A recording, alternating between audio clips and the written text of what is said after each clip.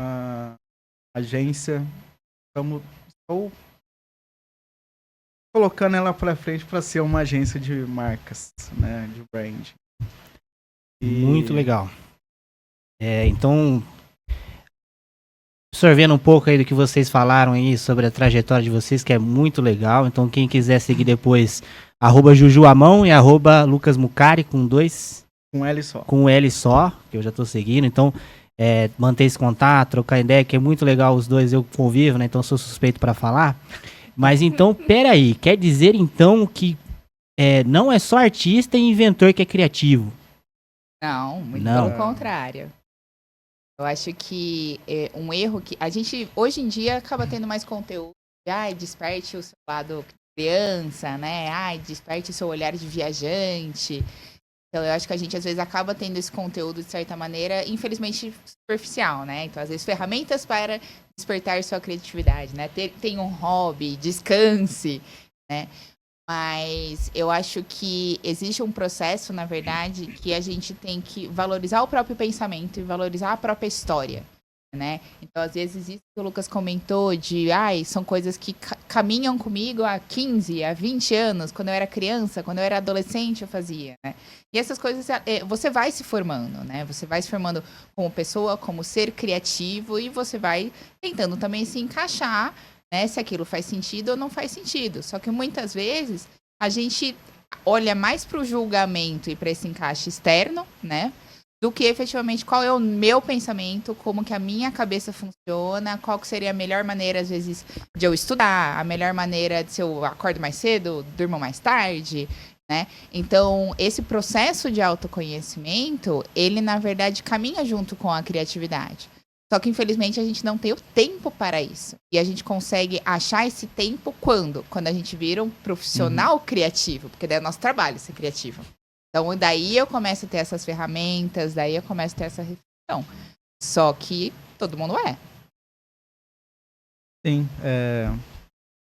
Teve um trabalho que me despertou, que foi desenvolver um logotipo, uma identidade visual para uma agência, para uma clínica de psicologia aqui em Bauru. E o proponente do projeto, ele chegou em mim e fez o legal que eu tenho o rascunho até hoje, né? Como briefing, ele pegou assim um papel, fez 3 riscos. Aí os 3 riscos eu fiquei olhando, né? Ele fez na minha frente. Aí eu quero que você faça assim, ó. E são 3 pilares que a clínica trabalha, então, que é corpo, alma, mente. Ele falou assim, eu gostaria que você desenvolvesse uma identidade visual sobre esses 3 pilares que eu trabalho, a clínica, a terapia. E nisso fui eu pesquisar, fui eu debulhar, fui entender corpo, alma, mente, né? Porque o corpo tá mais fácil da gente entender, né? A mente tá mais ou menos. Agora a alma, como que a gente pesquisa a alma no Google, né? Fica difícil. Né? E aí foi um baita desafio para mim, e eu acho que ali começou um divisor de águas para mim. E na hora que eu comecei a entender que como que esse lado criativo de entender a comunicação, né, que é o mensageiro, a mensagem e o receptor, mensagem, ou melhor, o emissor, mensagem e o receptor, né? Ficou muito mais fácil de traduzir como que as pessoas entendem a criatividade, como que o profissional de criatividade exerce esse trabalho, também entende a criatividade, como que isso se comunica. E o interessante é que ele não precisou expressar muita coisa, ele não precisou passar um briefing pra... E o que eu devolvi para ele foi exatamente o que ele pediu.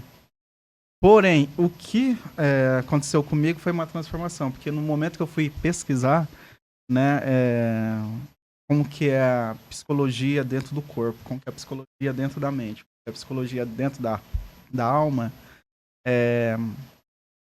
até hoje isso me mudou.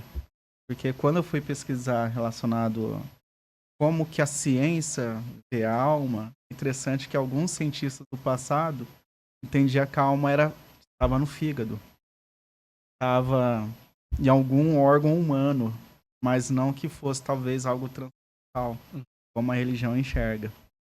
Então, foi muito interessante para mim. Houve uma transformação de como que esse lado criativo que a gente não vê, que é intangível, né?